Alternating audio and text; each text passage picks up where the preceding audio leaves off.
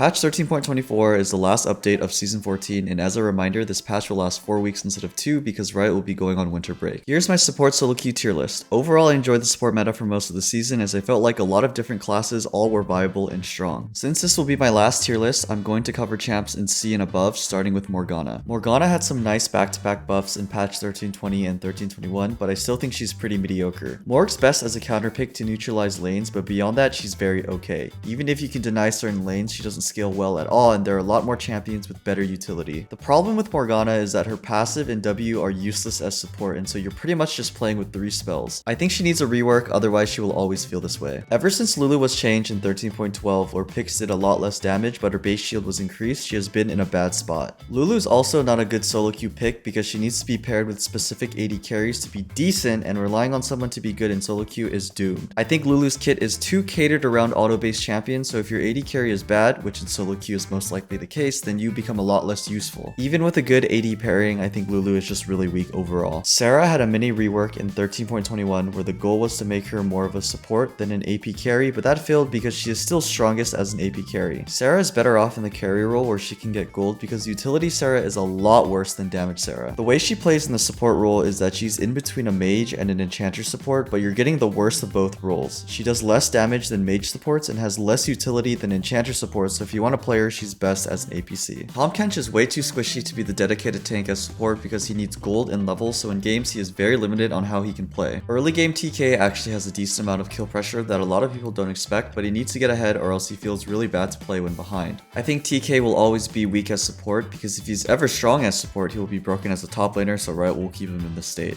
I feel like TK suffers the same fate with Lulu in that if your carries are bad, he becomes not that useful because most of his kit revolves around saving them. After Even Shroud was nerfed in 13.17, Nautilus lost a lot of power. He was definitely better when he was built to do more damage than Peel, and so overall I think Naut is pretty weak right now. The problem with Nautilus is that if he falls behind, he just dies in teamfights because of the way his kit makes him go to the front line. Engage needs some kind of ability that will give them resistances or invulnerability to be dedicated tank, and Naut doesn't have that. He does counter a lot of range supports, and his ult is one of the best lockdown abilities, but he tends to get stat checked unless he's ahead. Kicking off B, we have Amumu. Amumu is a great pick if he's in a comp with heavy AP because of his passive that cursed targets receive 10% true damage from all incoming pre-mitigation magic damage. With the right setup, he can enable his AP carries very well, but if he only has one AP champ, he's okay. Amumu has amazing range and lockdown, but suffers the same fate as Naut in that he is a bit squishy, so he really needs to either get ahead or have a comp with double AP. If you want a champion that counters hook champs the hardest, Heimerdinger is your man. I feel like there's no reason to play Morgana if Heimer exists because he actually makes it feel impossible for hook champs to play. If a hook champ attempts to catch someone, you just throw out a turret and punish them. Heimer is a great counter, but kind of a bad blind. Most people will assume it's not Heimer support, but he gets hard countered by a lot of enchanters, mages, and melee engaged support champs. Xerath hard wins into a lot of mage and enchanter supports due to his range, but does poorly into a lot of engaged champs. When he is able to get a good matchup, he can easily take over the game with how big of a lead he can get, but the opposite is true for bad matchups. Xerath is a decent blind because most people will assume he is mid, but if you get counterpicked, it's unplayable. He can be an S tier champ in the right comp, but an F tier champ in the wrong comp, so I have him at B. Braum can be a great champ, but he needs the correct setup to pop off. Not only does he need your team to play auto-based champs, but he also needs the enemy team to play champs where he can block big abilities or autos. As a solo queue champ, I think he is a bit too reliant on his team to do well, so even if he gets the right setup, if his team sucks, he can only do so much. Braum is definitely better in a competitive setting than in solo queue. Milio received some heavy buffs in 13.16 and 13.20 when he was down horrendous, and now he is a pretty good champ. He follows the trend of all of my B tier champs in that he needs the right setup to do well, and if his carries suck, he can't do much. Milio is best in comps with multiple auto-based champions for his W and where the enemy team drafts big CC. He doesn't need as much setup as the other B tier champs, and he is pretty decent overall, which is why he is at the top of B. Starting off the A tier, we have Neeko. If you can fully utilize all of Neeko's gimmicks, she has a lot of potential. Neeko can make game-winning plays by catching enemies with her E and R. She does really well into hook champs because of her ability to block them with W. Neeko is a pretty decent blind, but she does struggle against enchanters that can outscale her. I think she's better off mid due to her being able to kill when she finds big ults, but she's still a good support. Zilean is a great champ with lots of utility and CC. The fact that you can give anyone on your team a GA is pretty broken. The problem with Zilean is that his early game and laning is really weak. He has some pretty terrible matchups, but if he can get to 6 without losing too much, he can provide a lot for his team. Unlike the supports in B and below, his kit is good on all types of champs and they can all benefit from the speed up or revive from his ult. After the enchanter proc damage change, I finally moved Nami from top B to A. I think if Nami is played to her highest level, she can easily be an S tier champ, but she is hard to execute perfectly. She has everything you would want in a support, and her kit gives you the tools to deal with most drafts. The biggest issue for Nami is playing against teams with very high mobility because a lot of the times it's impossible to land a bubble against them by yourself. Overall, Nami is in a great spot, but limited by how hard she is. Maokai's support has been strong for most of the season, but doesn't get picked very often. He has amazing lockdown and zoning potential. He also doesn't have the same problem of the lower tier engage supports of not being able to frontline if behind because he doesn't have to throw himself in teamfights to start it. If his E and ult is used well, it makes it very hard for the enemy to maneuver teamfights, and he can pick and choose when he wants to go. Maokai's biggest weakness is that he can get outranged and outscaled, but he can stay relevant no matter how behind he is because of his E and ult. Poppy's support is also another champion that doesn't get picked very often, but is sleeper OP.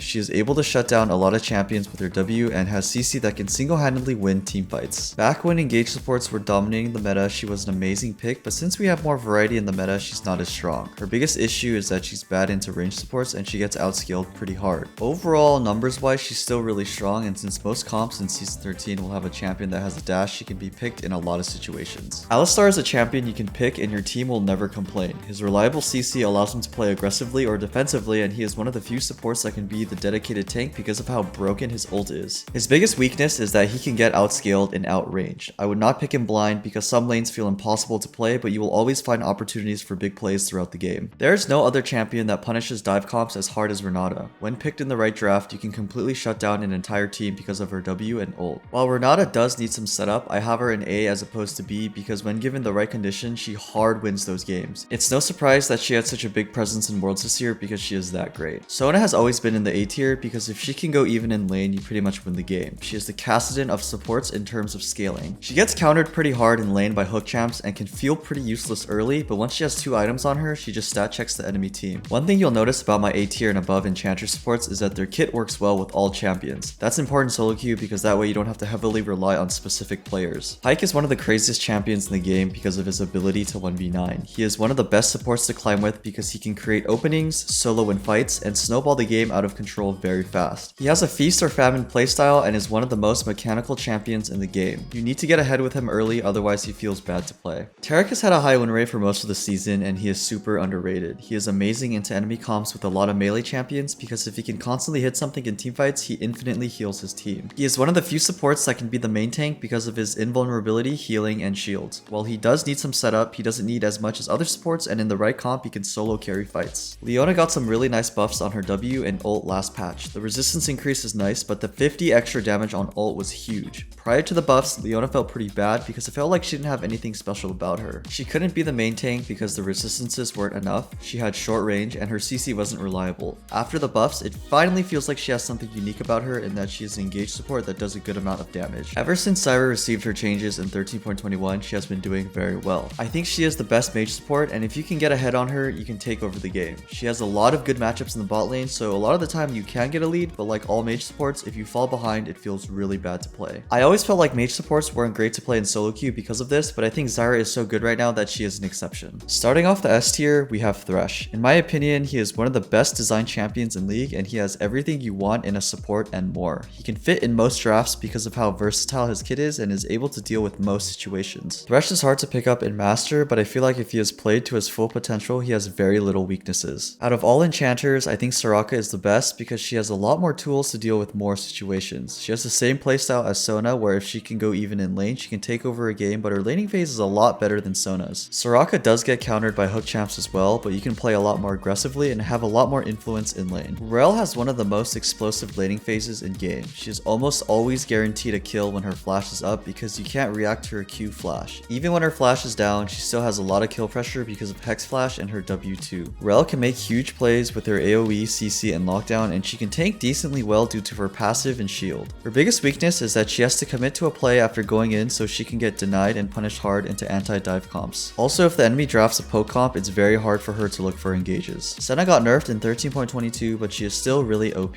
Unlike most supports, she's able to directly carry and not have to rely on her team to make plays. She infinitely scales, and even if she's behind, she can find her way back into most games. Senna has a better laning phase than most range supports, and if she gets ahead in them, she can easily take over games. I would not suggest blind picking her because she has some really bad matchups, but she's so overtuned right now that you can still get by. Blitzcrank received buffs in 13.17 1.17, and ever since then he's been pretty overtuned stats wise. He is one of the best hook champs because of his ability to stay relevant all game. Unlike most of the hook champs, he can bring the enemy to his team while not throwing himself in the front line. As a result, being behind his blitz is not as bad, and he can always land that one game winning hook. He hard counters most range supports but does pretty bad into tanky engaged support, so he is best as a counter pick. After Bard received the very unneeded buffs in 13.18, he is way over the top. Bard excels at roaming and picking fights. His movement speed is unmatched and he can make big plays with his ult. Bard's laning is on the weaker side, but he can get around that by roaming. After Janna was reworked, she was pretty weak, but after the buffs in 13.21, she is currently very overtuned. She does not scale as hard as she used to, but her early game skirmishing is what makes her so broken. Janna is the best at disengaging. She is good into comps that want to dive, but bad into poke comps where she can't peel anything. Normally, Janna isn't that great of a blind pick because she struggles against poke and hook champs, but she's so OP right now that it's fine. Finally, we have Rakan. I'm pretty surprised he dodged nerfs because he was OP for most, if not all of the season. He is one of the best engaged supports because of his ability to outmaneuver and out-sustain all of his enemies. Rakan doesn't need to be tanky because he can go in and out of the front line. He is very hard to lock down and can take terrible trades because his Q is not balanced. All he needs to do is land 2 Qs and he'll be full health. Rakan is a great blind because he doesn't have a lot of counters and can work with most ADCs. That is my final solo Q support tier list of the season. Good luck climbing these last few weeks, my fellow summoners.